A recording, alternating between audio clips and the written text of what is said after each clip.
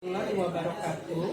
Untuk pertemuan hari ini kita akan membahas tentang materi revolusi industri.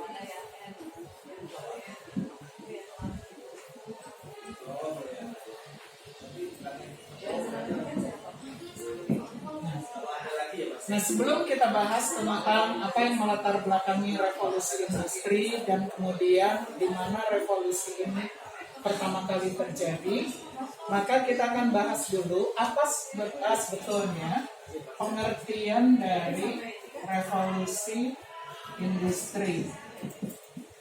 Secara umum, pengertian dari revolusi industri itu adalah suatu bentuk perubahan yang terjadi secara cepat dalam bidang industri. Yang berubah apanya? Yang berubah adalah tenaga yang menggerakkan industri. Tenaga penggerak industri itu awalnya menggunakan tenaga manusia ataupun hewan. Ini kemudian diganti oleh penggunaan tenaga mesin, khususnya mesin uap. Mesin uap ini adalah suatu teknologi yang berhasil ditemukan oleh James Watt yang telah memudahkan manusia dalam melakukan perubahan untuk menggerakkan industri.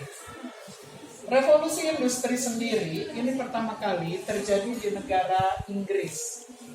Nah, kenapa kok di Inggris? Ada banyak faktor yang menyebabkan mengapa di Inggrislah tempat pertama kali terjadinya revolusi. Salah satunya yaitu Inggris memiliki banyak sekali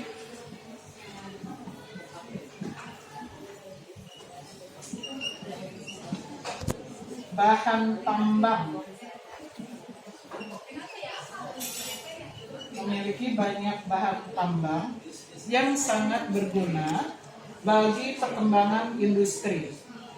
Bahan tambang yang banyak ditemukan di Inggris ini antara lain adalah batu bara,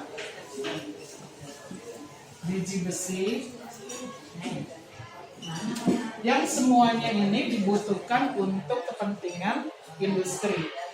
Selain Inggris memiliki banyak bahan tambang, maka faktor yang kedua yang juga menyebabkan mengapa revolusi ini pertama kali terjadinya di Inggris itu karena Inggris memiliki banyak daerah jajahan, yang mana daerah jajahan ini berfungsi sebagai daerah sumber bahan baku, tempat penanaman modal, dan sekaligus tempat untuk pemasaran hasil industri.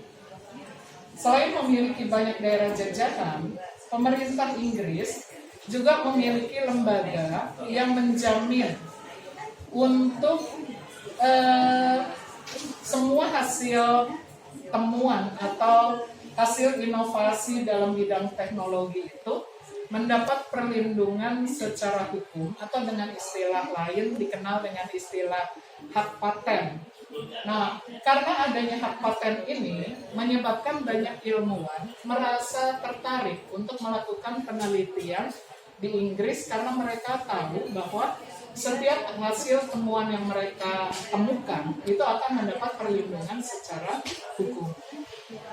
Faktor yang keempat itu adalah kondisi politik Inggris yang relatif aman. Artinya, Inggris jarang sekali mengalami satu kondisi ketidakstabilan dan ketidakamanan dalam pemerintahannya.